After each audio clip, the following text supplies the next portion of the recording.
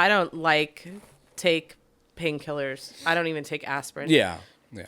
I don't like the way that makes my belly feel. I'd rather suffer through knowing that I'm not a fan of the feeling that it gives me at all. So, but if you were to use something, you mean like relief? Yeah. You don't like feeling relief? No, I like pain? a little bit of agony in my shit. That's All why the that's why time? drinking is good for me, because it doesn't like take away my anxiety, and I can still feel the nudge of like, you're still not all right. I wanted her to know that me being her dad was the coolest thing that's ever happened to me. Aw. Right? Because it really is, nice. you know. And I don't think you get to hear that, because she sees me being annoyed all the time. Like, she gets to see me being completely fucking annoyed with them 80% of the time, right? Because 5, 4, 3, 2, 1.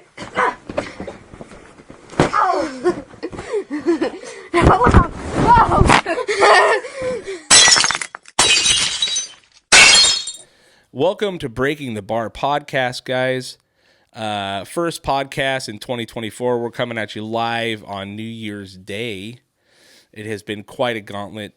We actually didn't put out a podcast, I don't think, all of December. Yeah, it's fine. You know, We're busy. I don't know if you guys understand about parenting. I'm sure you do if you're listening to this podcast. It's a fucking gauntlet, right? Well, especially during December too, because Right. you know, we have to the moms have to make magic happen. This is true. All year, Yes. all month long. You have to do elf stuff. You have to do all the baking. Mm-hmm. You're in charge of all the presents, really, because if you just left you up to it, Everything would be wrapped in tinfoil. yeah, it would be 100%. And remembering too, not just our family, but like our huge amount of people that are coming and going, and the cooking and all the things. So yeah, it's been quite the gauntlet, but we're here now, and we want to welcome you to get the Breaking the Bar podcast, a podcast about parenting. Me and Rosie have 3 kids. If you have not seen this podcast, we have a 16-year-old, a 13-year-old, and a 5-year-old who is a maniac, by the way. right. But this is, I don't know what episode, maybe 5, 6, or something like that. 4, we're going 3. to be coming at you bi-weekly, so that means every other week. And we will, 2024, one of our New Year's resolutions is staying consistent. We'll be consistently putting this thing out. Oh, that's one of our New Year's resolutions? That's one of mine. Okay, my goals. My New Year's resolution is to know exactly how much you spend on all these fancy camera things that you got going on here that you're using. It wasn't that much. It wasn't. All right. I promise. It was not that much. You having fun with it now? I am, actually. It's really nice. I can control the cameras right here. I'm a one-man fucking army, dude. Oh, Merry Christmas. Thank you. That's what you got yourself. Yeah. So it's been quite the month. Me and Rosie are full-time employees. She's a teacher. I'm also kind of a weird teacher. And as soon as December hits, anxiety sets in for parents, I think. Yeah. Well, it's honestly, this year's been rough anyway, just financially. Everything's so stupid expensive. It's insane. But we pulled it off due to all these weird pay monthly payment plan things. Yep. Just like we always do. We got the kids electric bikes. Yeah, that was actually pretty good gift, except for the backlash that we just had. 2 days ago. But yeah, the kids as they get older, they want freedom. I've always said that kids, when they're babies, are exhausting, right? Physically exhausting. Because you got to carry all their heavy shit. As they get older, they're mentally exhausting more than. And then as they get into the older ages where they are now, they're financially fucking exhausting. So everything they ask for, they don't realize costs at minimum $500. Right. And then as parents, you know, from boomer generations, we want to spoil our kids a little bit. You know what I mean? So we try to do the best, but we're not, you know, I had to sit down and explain to the kids before Christmas, like, hey, the things you guys are asking for are wild. And you have to start managing expectations. It's going to be like one cool gift and fucking a couple things, right? Yeah. And I think we did a pretty good job this year. Yeah, well, mostly clothes too. Like a lot of pajamas. We went through and got them all. We get them shoes every year, like that kind of thing. Yeah. Our son has grown 2 whole sizes in this year alone. Yeah. He's now a size 10, which is nuts, dude.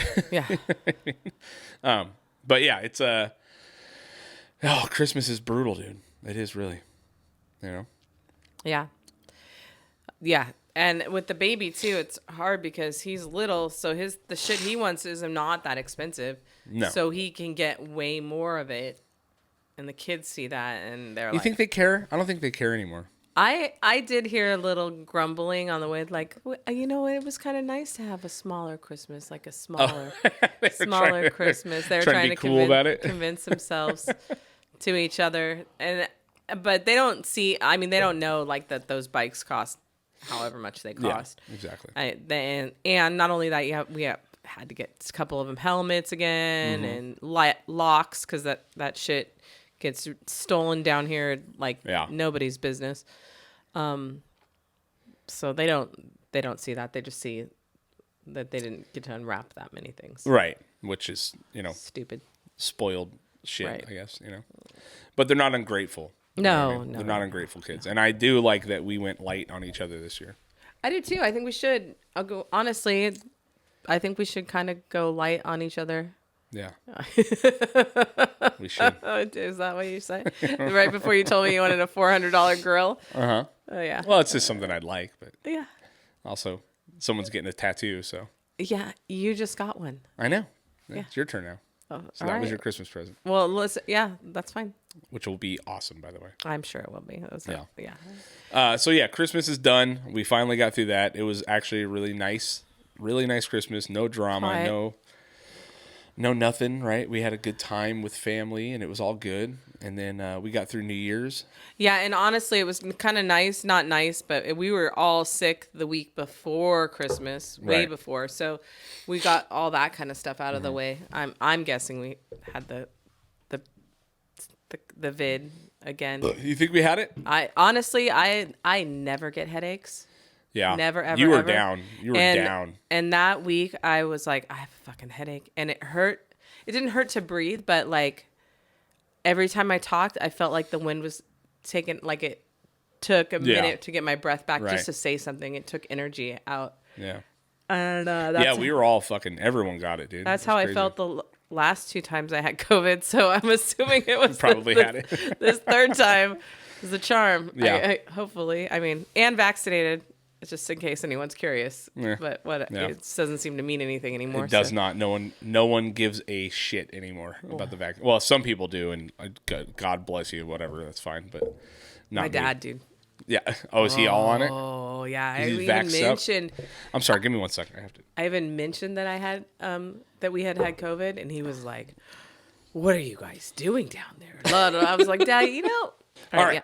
Sorry about that. No, I had to pee so fucking bad I couldn't even concentrate. I was saying that my dad is still a firm believer that the second you get COVID, you're going to die. So, and he lives in a place where he doesn't need to worry about it because he's out. He lives in the middle of nowhere in the mountains. Yeah. And so he called and checked in on me like twice, or I'm sorry, I called him and he checked in on me a couple times.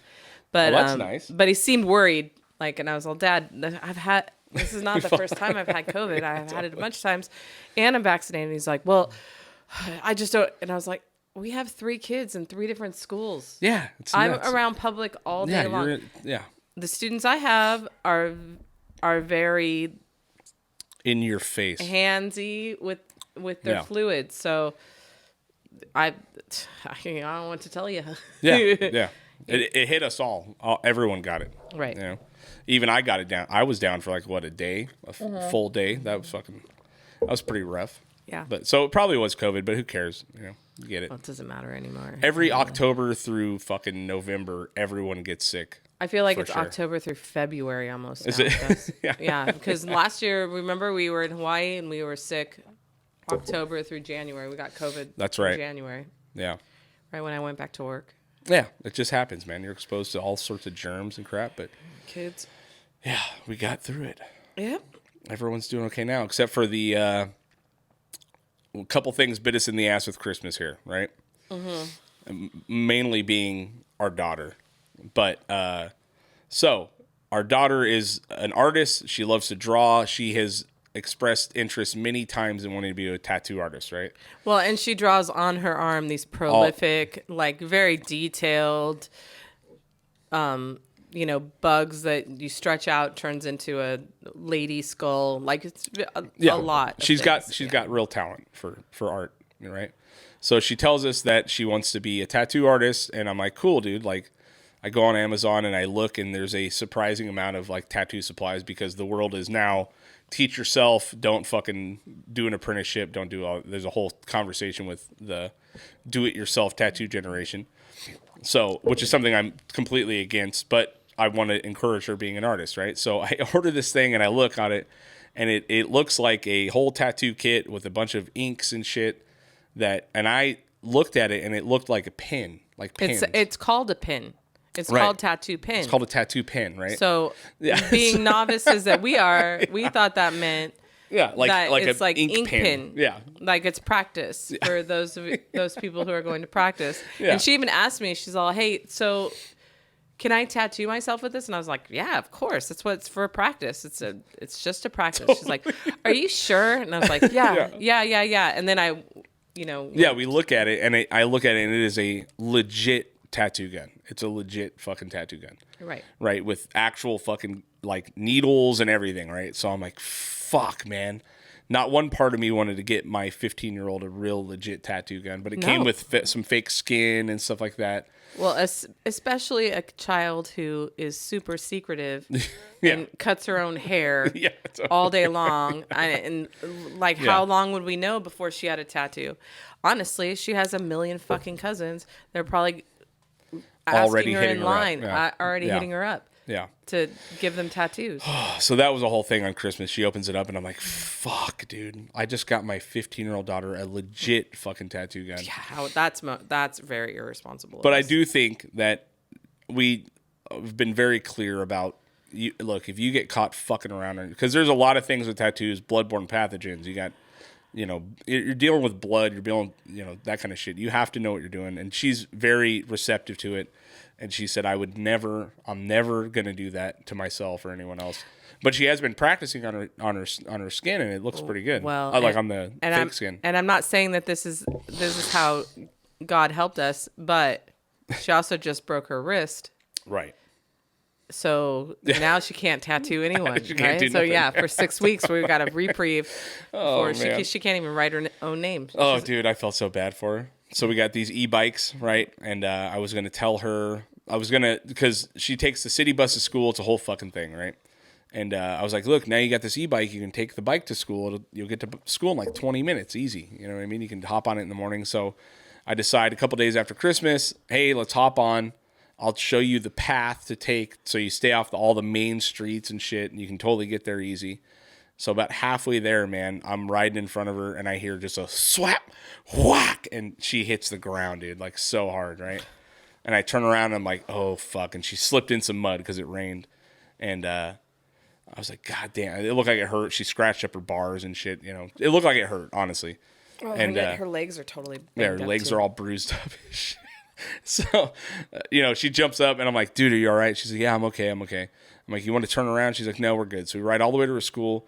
It's about fucking 15 miles, ride all the way back. By the end, she's kind of lagging ass because I think her hand is really freezing up on her. And so she tells us, she goes, dude, I can't move my wrist. I'm like, okay, great. So we take her to the urgent care, 4 hours in there, and hairline fracture on her wrist. So she has a soft cast, which is easier, I guess. But yeah. It's been a whole fucking week, man. Well, and then too, it's that growth plate, that same place that Bronson, you know what I mean, like messed up his leg, which I didn't even know existed. I didn't know growth plate. Yeah, I don't know. Never even heard the term. Well, I've heard some people break them. I just didn't. I mean, I didn't know you had a growth plate. Anyway, but my favorite is what you said. When the doctor, after 4 hours and x-rays at Kaiser, and honestly, it was probably one of the busier days, so it was the day before New Year's Eve. Yeah, it was insane. So everybody's in there trying to get seen by somebody before the long weekend. A 4-hour wait, and the doctor, you could tell the story because it's just so funny. So we get in there, it's about an hour and a half, we get an x-ray finally, then another solid hour before we see the doctor.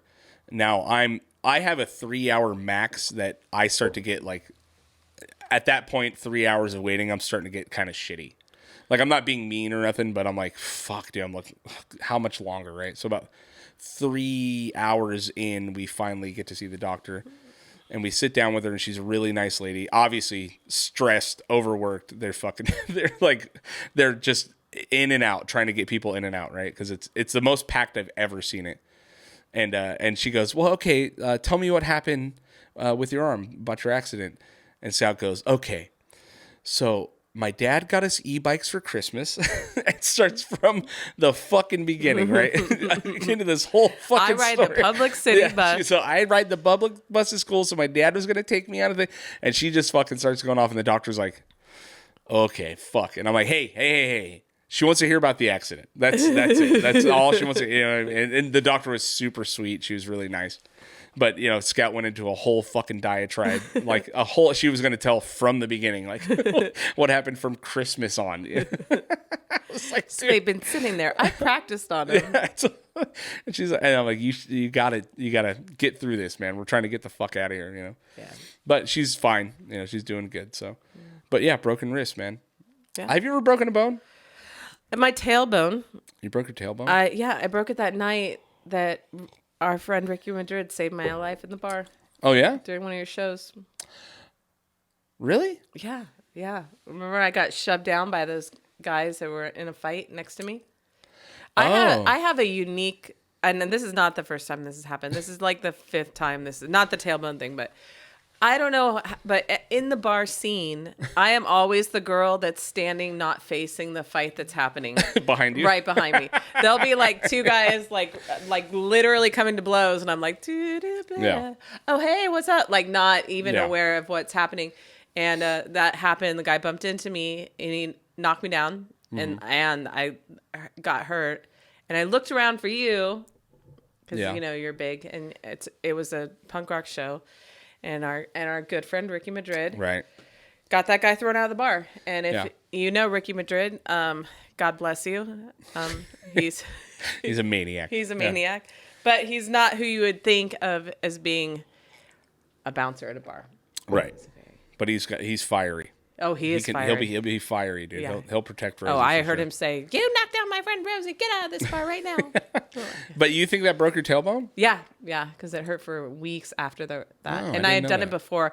I've also had some serious sprains on the same ankle 3 or 4 times. Yeah. So, but not. I mean, besides this weird toe that's You gotta fucking. I think I pretty much avoided that. Yeah, Rosie has a toe that just has been mangled for so long that it hangs out now. I'm sure lots of people do. I don't know, They do, and now it just keeps getting hit on stuff because of its sheer inability to conform to the other toes. So it's out. I think it's more of a fucking problem where you don't look down at your feet ever when you walk. It's now the toes are like this, and this one's crooked out here, so it's going to catch on everything. It doesn't have to catch on things if you're looking at where your feet are. I'm supposed to walk around looking at my feet all day? Not all day, but well, you also have an amazing talent for making a small place smaller with stacking shit there. Oh, I'm sorry, you mean cleaning shit? I guess that's what it's called. Yeah, it's called baskets in the small hallway. Move the baskets to where they're supposed to go. I've never had to shimmy through my own hallway before until I met you. This is a small ass house. It's weird, right? Yeah, it's a very weird house. God damn it. It has a big. If you guys don't know or haven't been here, it does have one big open space, but it's taken up in the middle by the stairs. It's just fucking. So you have to shimmy all around to different little coves in the house that are not. Yeah, it's very wild. Renters. We're renters, dude. We can't fucking do anything. Not here, we can't. You know, we should make a renter video. We're renters. Yeah. Everything in this house is breaking all the time. Yeah. And you have to decide whether to tell your landlord to fix it or have them raise your rent at the end of the year. Well, honestly, it really depends on what kind of financial situation the world is in. Right. If they're kicking out people and rent keeps spiking up, and we complain about like, I don't know, we complained for a year and a half about a leak in our daughter's bedroom that never got fixed, and then they had to replace the whole roof, and they're like, well, why didn't you tell us? Well, we absolutely did. We did. And we have proof that we did, so you guys didn't want to do anything because it wasn't a big deal. Yeah, whatever. I'm not complaining about her. We love it here. We love it. We love it. And raising our lease is up in February. Please, landlord, don't raise our rent again. God damn it. There's nothing more.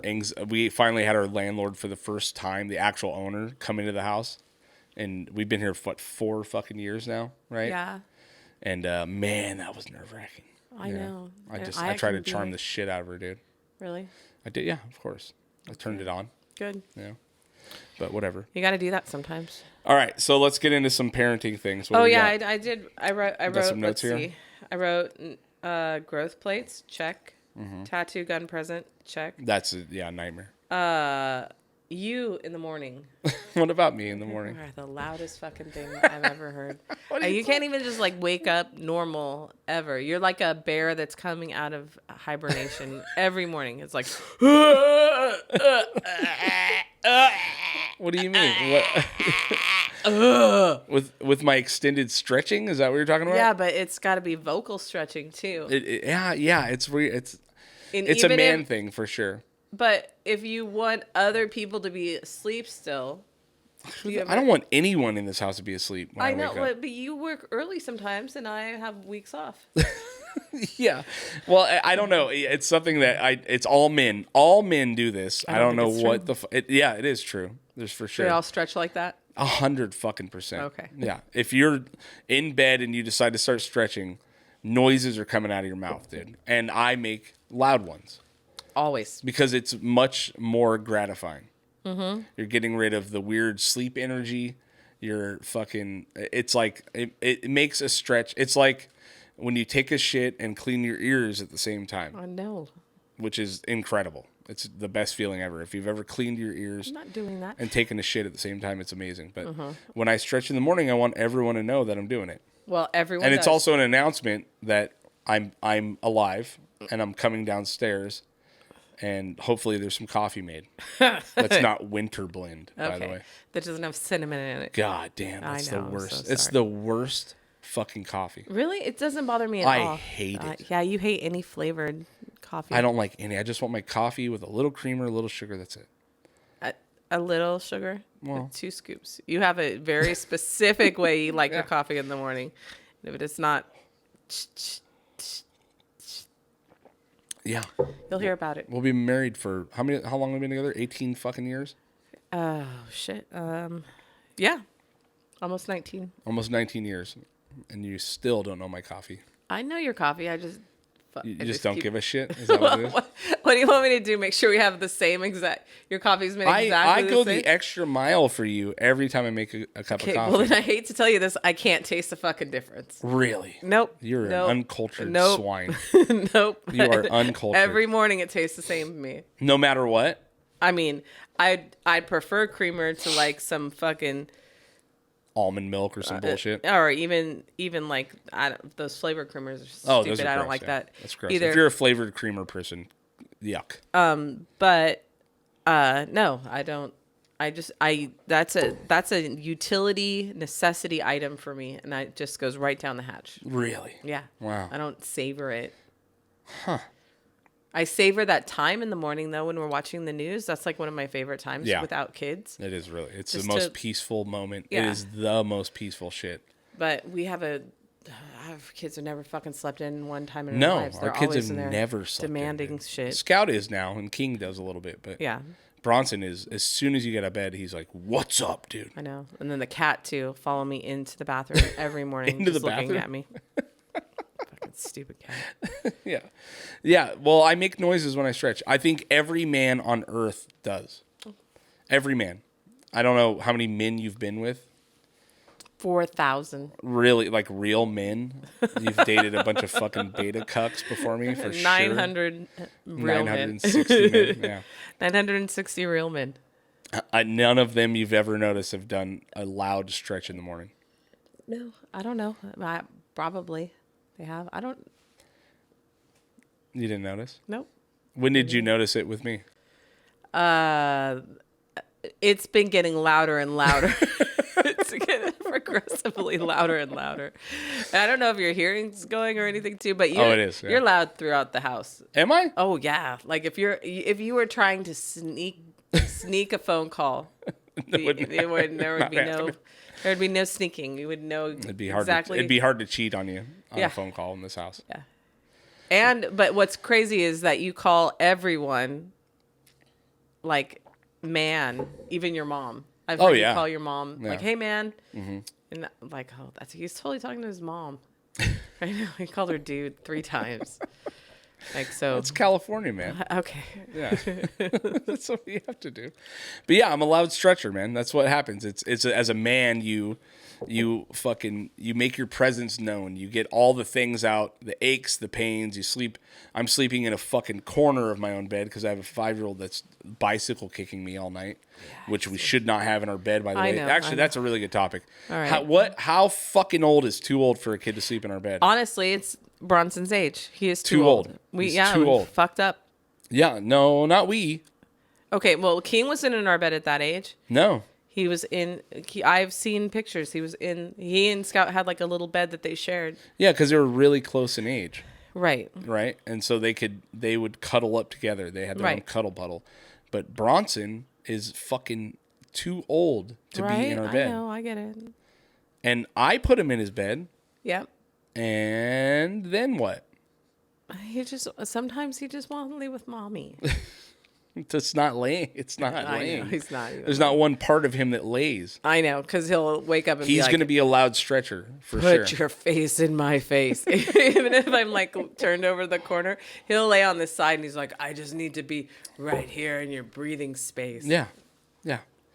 And his obsession, he goes, I did like boobies. I just like I like the booby. That's my problem because I breastfed them all in bed, in our bed. I get that when they're little. That makes sense. Well, and I know that it's probably not, people don't like that idea of breastfeeding. You know, you're supposed to sit up and wake up and... Why? And not feed your baby while they're sleeping. Why? Or like you're sleeping. Because you could like kill them with your boob or something.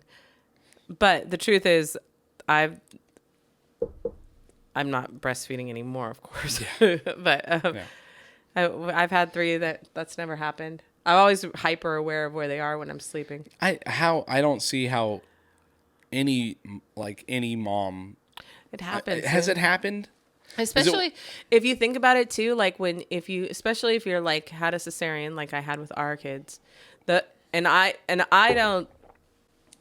don't like take painkillers. I don't even take aspirin. Yeah. I don't like the way that makes my belly feel. I'd rather suffer through knowing that I'm not a fan of the feeling that it gives me at all. So, but if you were to use something, you mean like relief? Yeah. You don't like feeling relief? No, I like pain? A little bit of agony in my shit. That's why why drinking is good for me, because it doesn't like take away my anxiety, and I can still feel the nudge of like, you're still not all right. I don't ever want to feel like so great that I'm just laying on the floor. That sounds terrifying. What? No. Are you serious? Yeah, I couldn't do it. That's your thing with drinking? Well, no, that's why drinking is like the only thing I can do. Because it doesn't relieve anxiety at all. Right. I still get to feel like a nervous control freak. I don't want to lose control. I don't want to be like laying on the carpet. Okay. I don't want to feel all good. Never? No, fuck no. Because I like a little like edge and roughness with my. Always? Yeah. Can't let go of the grasp. Ever. Wow. I mean, death will come on me, and I'm sure that's a release. But I'm fine You're now. Just waiting for that moment. No, I'm not waiting for it. Like, I can't wait. I don't want it. I'm just saying that, no, I don't I've never heard anyone describe alcohol as an anxiety driver. Well, I know. I mean, I know it does it lessens my anxiety enough that I can still function. I would never take any drug that took it all away. Okay. I don't want to feel pure bliss. Okay. I don't want to be like, oh, that's it. I'm fucking in nirvana. This is the place. I need a little bit of like, this might be a heart attack. Oh. I need a little bit of a scratch in there. I don't know. That's wild. I'm sorry. That is something I'm completely finding out about you right now. Really? Yeah. Oh, well, it 100%. makes sense. Look how control freak I am. No, that's 100%. I got OCD. I can't like just let it all go. Fuck it. Ooh, that's wild. Okay. Why, you would? What do you mean? I mean, I don't live in that at all. I don't live in the anxiety land. I'm not anxiety. You are absolutely anxiety. But what driven. I'm saying is I can't let go enough. That does not sound fun to me. So like taking like a Xanax or something. No, fuck no. No.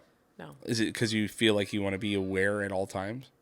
A little bit. Yeah. And plus I honestly, and 100%, and this is going to sound really gross, but that shit like clogs up my stomach, and I would rather like feel healthy in my gut than do something that makes my stomach feel like shit. Sure. Ever. So it's just not worth it to me. Plus, when you're healing from something, you're supposed to like feel pain and nurse it and be aware of it. You're not supposed to be like, oh, this is it. I'm fucking feeling great. And then, you know what I mean? Yeah, like, no, I mean, I understand that part. You're supposed to treat yourself gingerly in times like that. And you're supposed to kind of muddle your way through it. Because I didn't take anything when I had cancer. No, you didn't. Yeah, no, it's crazy. And truthfully, so I think that's...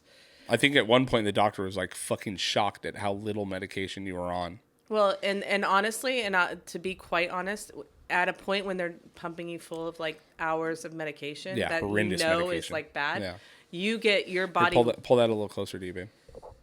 Your body gets to a tap point where it's like, I will not fucking have anything. Even remember, he's all, hey, you could take a stool softener if it makes you feel better, or an aspirin. Right. And I was like, I'm not fucking doing that. Like it just, I had come to a wall where I was like, this is as much as my body and mind will let me like handle. Yeah, process. Yeah.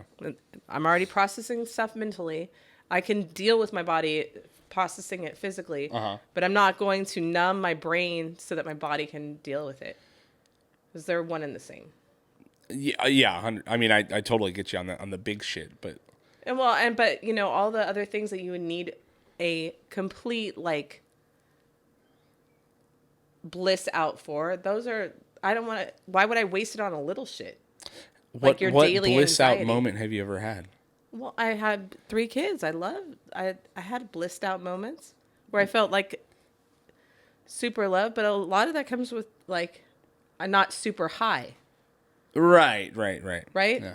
I have blissed out, and then that's another thing. I don't want to mar my superly great organic fucking moments with a drug that gave me the same fucking feeling.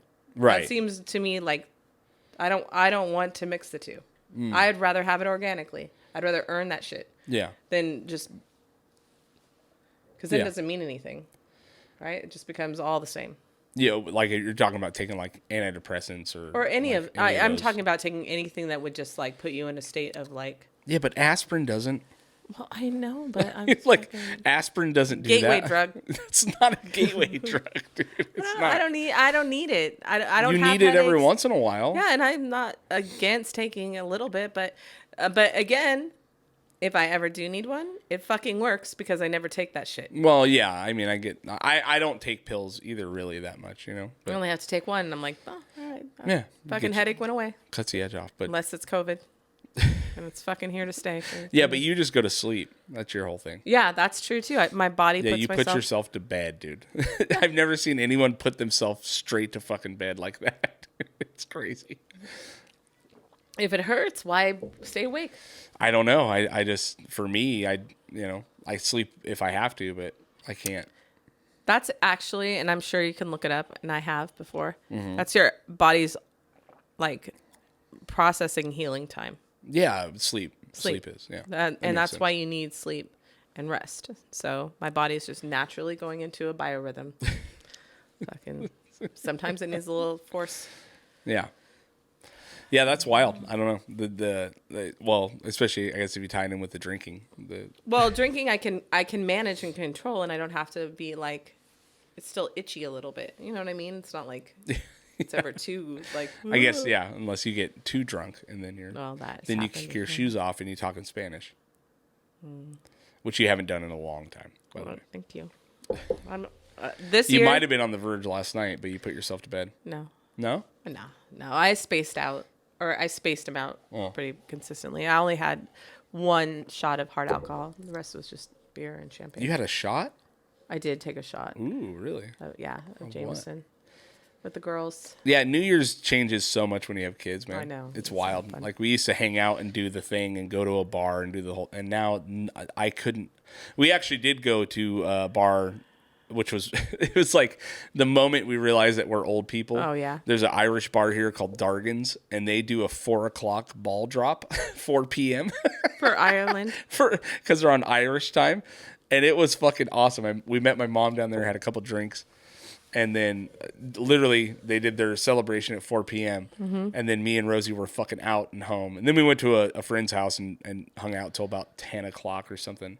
Yeah. But then we were home, and then Rosie put herself to bed, and I hung out with the kids until we actually made it to 12 o'clock. The last few years in a row, we have not made it to 12. Nope. No. We do our celebration on East Coast time. It's like 9. Yeah. We do the countdown, and then everyone goes to sleep. You know? But now the kids are getting older, and they wanted to hang out. You know? I know. I saw their outfits. Yeah. They dressed up. They did a whole thing. It was really... Just for the living room? Yeah. I actually I was just drunk enough to have like a really fun conversation with our daughter for a long time. Yeah, we sat and like actually just talked for like a solid hour, which was really nice. Because you don't get those moments that much anymore. You know what I mean? Like our daughter is a coherent, not an adult, but she understands a lot. You know what I mean? Mm-hmm. And we were talking about family history and trauma and all kinds of shit, and it was like really cool to be able to. I don't think she gets to see me in that light very much. You know what I mean? Mm-hmm. Like as a dad, I'm her dad, right? Right.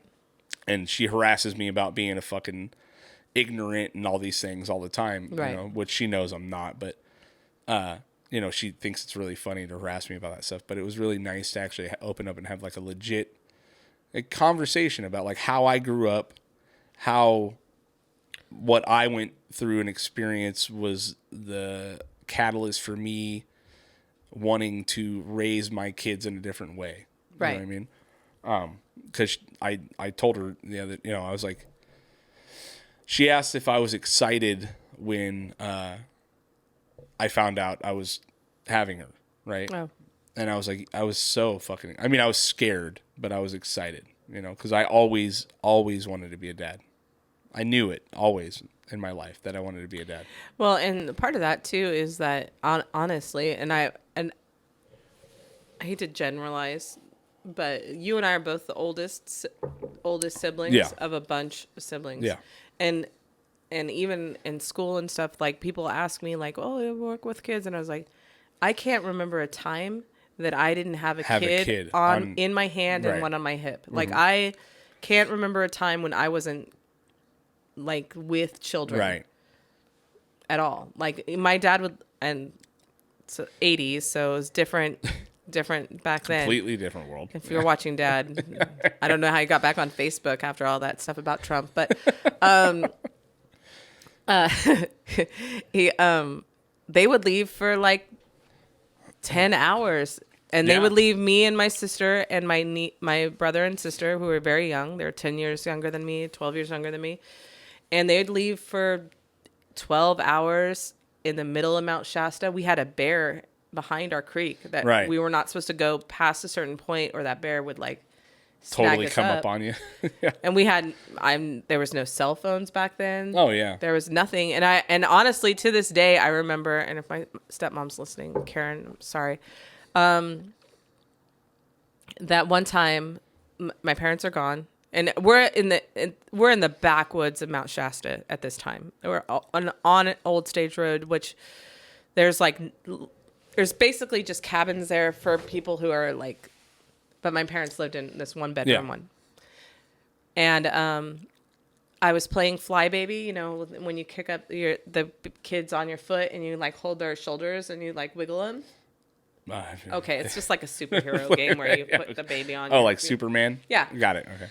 And my little sister, like wiggled or fell or something, and she came back down and hit the corner of this wooden chest with her face. Oh, okay. And she cut her face open, and there was a lot of blood. Yeah. And heads bleed, man. Yeah, and she was probably like 1.5. Oh, okay. And the nearest house was like so far away. So I walk her to there. Luckily, the lady is there, like, it's totally nurse. Right, because you can't get a hold of your parents at all. No, there's no. They don't have a phone. Yeah, no one has no cell phones back then. Nothing. Also, what are they doing for 10, 12 hours? I don't know. I don't fucking know. It's like so wild. So, and I was all of 13 or 12, maybe. So it's not like I'm a responsible human being. Right. I'm like a 12-year-old kid. It's not like you have first aid training. No, fuck no. So I take my little sister. They doctor her up and get the wound stop bleeding, and then my stepmom. Hold on. Always treated me like I did that shit on purpose. Oh, yeah. Always. Yeah. Always. Because she didn't, I mean, I was that age and I was not kind to her either.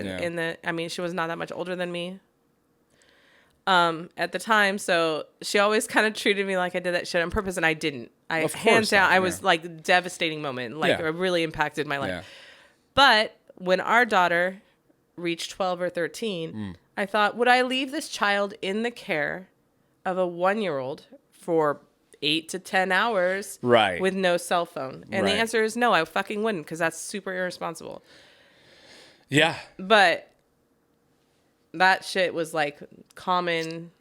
Oh, it was so practice common when I was a kid. Yeah, I mean, when I was a kid, I felt like, I remember like when I was a kid at one point, because my mom always worked at night at the bars and this and that, and she was also having fun and doing her thing and, you know, whatever. At one point, I remember her telling me yet again for like the 4th night in the week she was going to go out, and me just like completely breaking down and like crying and be like, please, I just can't, like, I can't watch these kids every fucking day. You know what I mean? Like, as like a 12-year-old, maybe a 13-year-old, probably the same age, right? Just a responsibility that was placed on us as young kids compared to what we place on our children, is totally different, right? And I'm not going to say it was abusive or neglectful at all, but that's just how the fucking world worked back then, right? That was expected. I wasn't the only one that was. No, we were all we were all kids watching kids. That's all we fucking did. You know what I mean? That's how it was. But when I was talking to Scout the other day, or last night, you know, we were talking about how, you know, I wanted her to know that me being her dad was the coolest thing that's ever happened to me. Aw. Right? Because it is. It really is. Nice. You know? And I don't think you get to hear that, because she sees me being annoyed all the time. Like, she gets to see me being completely fucking annoyed with them 80% of the time. Right? Because they ask fucking ridiculous questions, ridiculous requests, shit that, like, you know, like an example, she springs on us that she has a whole entire film project due, right? That we have to film in one fucking day, because she's trying to get all these kids together, and she's stressed out trying to get all these kids together to film this project. And so as a dad, I'm like, I'm fucking totally annoyed by this, because I have to move mountains to get at a location, do all this shit, right? But I do it because I love being her dad, and I like to, you know, as long as she's trying, I'm trying, right? And I don't think she gets to see me be pretty generally annoyed most of the time. And it's very rare that I think a parent gets to be very honest with their kid about the situation that we're all in. Well, and vulnerable. Right, because I was, 20 fucking 4 when we had our kid? No. 25, 26. Still pretty young. Yeah. Right? You were 30 something. Right? Because you're older than me, right? Oh, yeah. Are you putting this on the podcast? So much older than me. She's so many years older than me. It's very, very fucking... It's actually pretty sketcy, really, when you think about it. It's not even that sketchy. It really wasn't sketchy. even... How young I was when she swiped me from the earth. Mm-hmm. But, you know, just, like, it was really cool to be able to talk to her and let her know that, like, as a dad, I love our life. I love the fact that I'm a dad. I might be annoyed. I might be fucking grumpy most of the time. I might yawn and stretch really loud in the morning to let my presence known. Mm-hmm. But I am so excited to be their dad. And now as they're getting older and turning into like legit adults, you know what I mean? Like they're kind of now getting to where they are kind of who they're going to be, you know what I mean?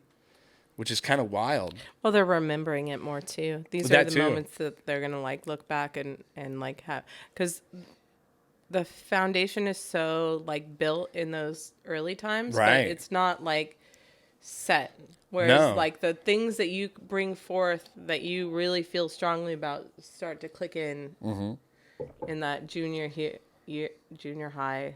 Yeah, junior high through high school experience. And they start to shape the person that they are. And I just wanted, like I said, we just had this really cool conversation about how life is a fucking wild thing. And what I'm trying to do as a father is break the generational shit like like when you look at how my dad was raised, right? Which is an insane story. You know, the wild amount of abuse and fucking terror that guy experienced. My mom raising us, a single mom, working hard, you know, also, you know, doing her thing too. I always knew that if I was a dad, I would never, ever I would always try to be better, right? Right. And it's like for your kid to be able to hear you say that honestly, and I was just drunk enough to be like very honest. Vulnerable, right? Which is my daughter doesn't get to see me very vulnerable many times because I'm not a vulnerable. I am in certain instances, but like when it comes to your kid, I believe that I'm their dad. I'm not their fucking best friend. I'm not none of that shit. Yeah, right? no. I'm their dad. I'm their parent. I'm the one that they want to call in an emergency. I'm the one that they need to fucking rely on for things to be fine, right? But it was really nice to be vulnerable in front of her, and even though it was like 12:30 at night, you know what I mean? I had a couple of these drinks, and I was feeling pretty saucy. It was a really cool, and it made me excited for the like human that she's becoming, right? Because she like for once didn't make it about herself. You know what I mean? She asked questions. She was interested in the family history and how things work and what the fuck, you know what I mean? And it was really nice to see. So it was cool. It was very good. Can I just say something horribly mean? Yeah, go ahead. Oh, wait till she throws it back in your face. Yeah, totally.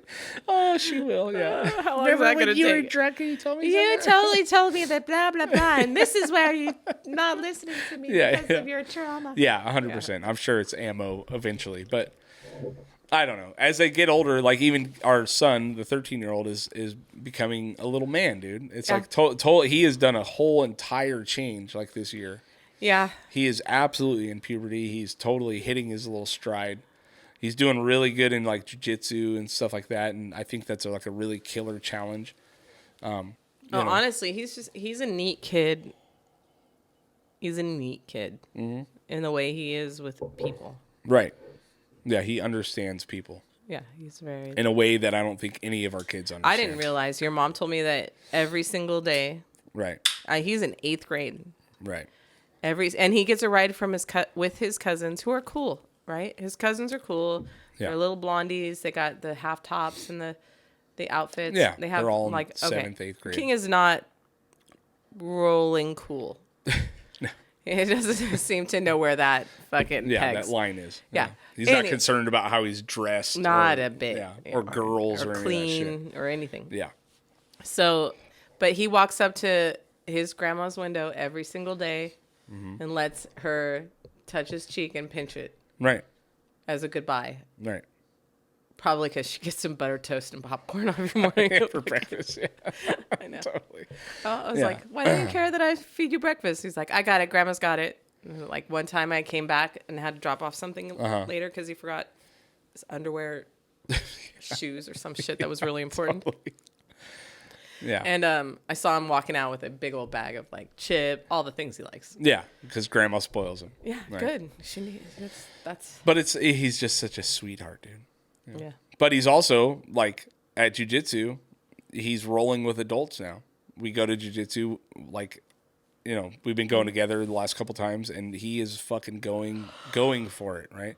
And one of the things that was really cool to hear from the coach where we roll at, and he was watching King roll with the other coach, Coach Rex, and he goes, "Hey, dude, I just want to let you know, like, your kid is bully proof now.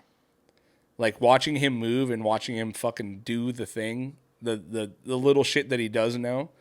He's like, if any kid his fucking age rolls up on him and wants to fuck around, he's going to be fine.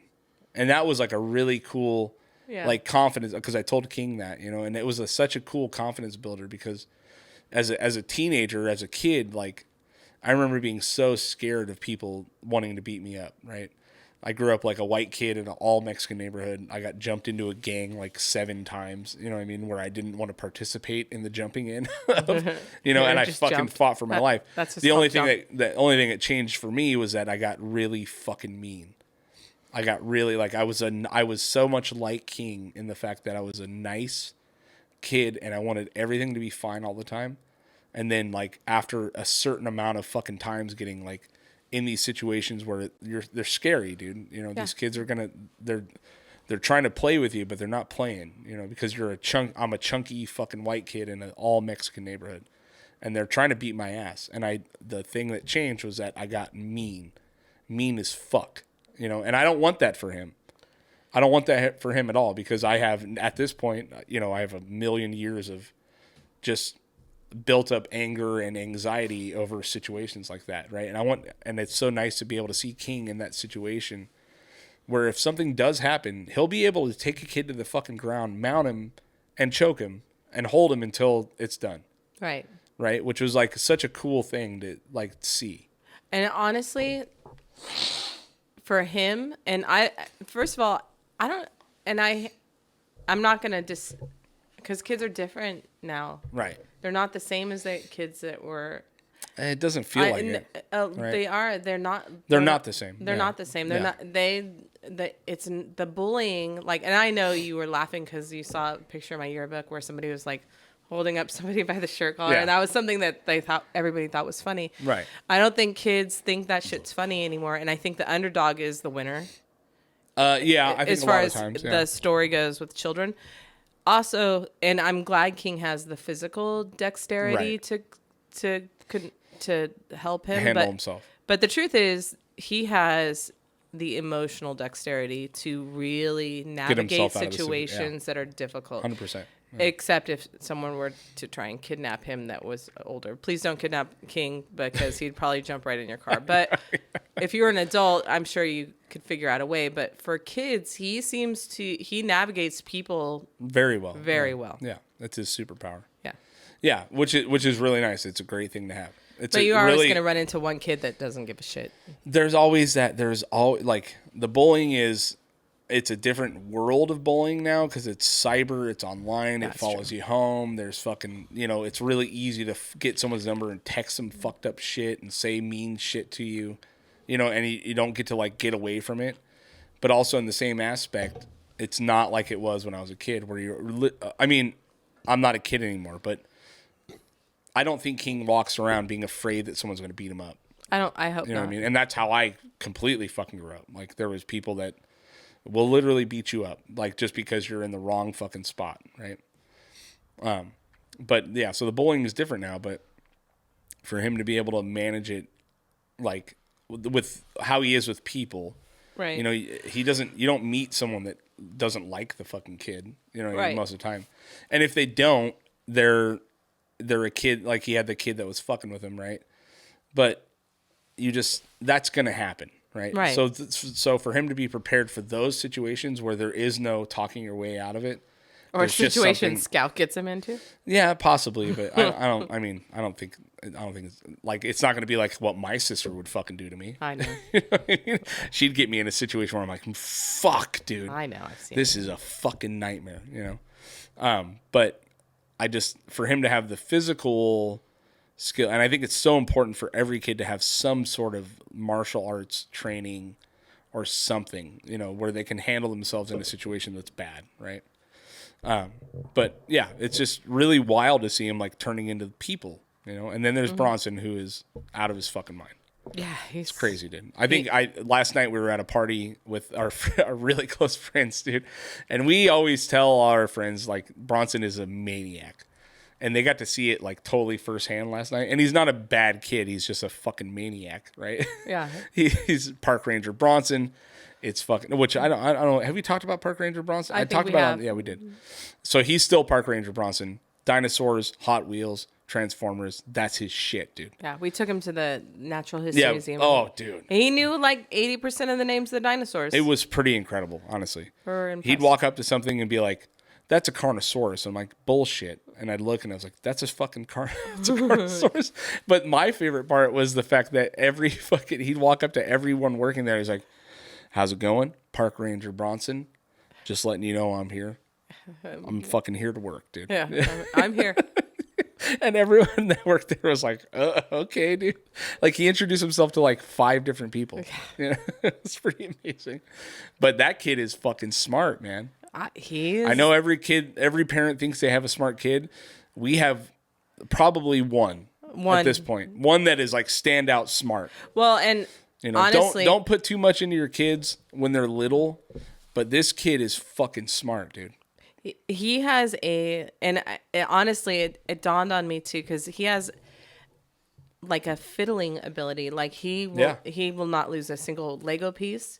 He'll put it back together exactly. Right. I've seen him transform Transformers that are pretty. It's complicated. Yeah. 25 moves to get it back to a fucking car. He'll do it like nothing. He put together that 24-piece puzzle. Yeah. The other day, and now he does it just on the thing. Right. Like I think. He has like a dexterity mastery, like an engineering little engineering brain, dude. Well, and honestly, it totally reminds me of my grandpa. Yeah. He was totally that way. My uncle too. They love taking shit apart and putting it back together. Yeah. They're tinkerers. Yeah. My dad's the same. And maybe that's where he's got it from. Well, it skipped a generation because I have none of that. Well, I could build you a fucking freeway and a road, but I can't. Like, I couldn't take an engine apart. I guarantee Bronson could figure it out. Like, well, he doesn't lose a single piece, and he like looks at every single thing. He's wildly organized. Yeah. Yeah, he's very like. It's crazy. Yeah. Specific and. 2, you better not lose a single fucking piece of his fucking toy, because he'll have the whole family looking for a fucking dinosaur egg this big, dude. Or the hat. Did you find the hat? I don't know. We lost the hat of one of those fucking things. Yeah, it's wild. Raising kids is insane. Be honest with them. Try to fucking do your best, guys. Thank you for joining us on our first episode of 2024. On New Year's Day? On New Year's Day. This will be out, I guess, the next day. I'm going to put it out tomorrow, probably. But, I'm so tired. But we'll be hitting this every other week. If you guys like this stuff, please subscribe, check out the fucking YouTube page, Breaking the Bar on YouTube. Yeah, we're on YouTube, by the way. Yeah. On Instagram, Breaking the Bar, all the things. We appreciate you. We love you. Stay fucking ready. It's insane. Safe. Stay safe. Bye.